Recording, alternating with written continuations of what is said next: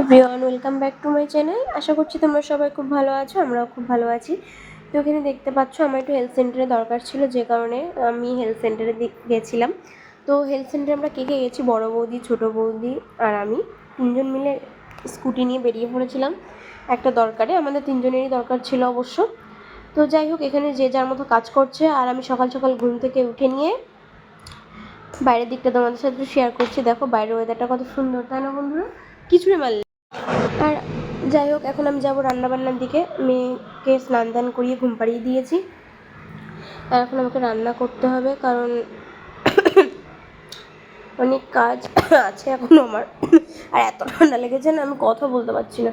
এখানে দেখো মাছ আমি ফ্রিজ থেকে বের করে রেখেছি, আর এদিকে আমি আমার মেয়েকে মৌসুম্বি লেবুর জুস খাওয়ালাম। আর বোতলটা কালকেই কিনে এনেছে ওর বাবা।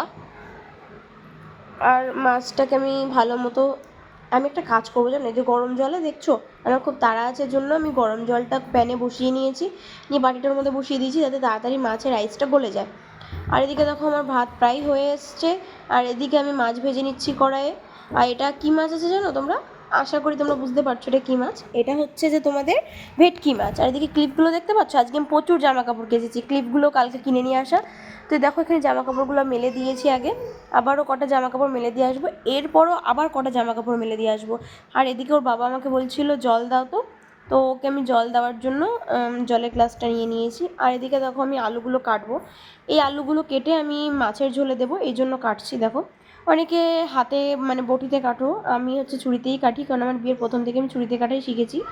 বটিতে কাটতে পারি না তা এটা না, আসলে আমার বটিতে অভ্যাস না, যার যেটাতে অভ্যাস। তুমি একটু ছুরিতেই কাটছি, দেখতে পাচ্ছ।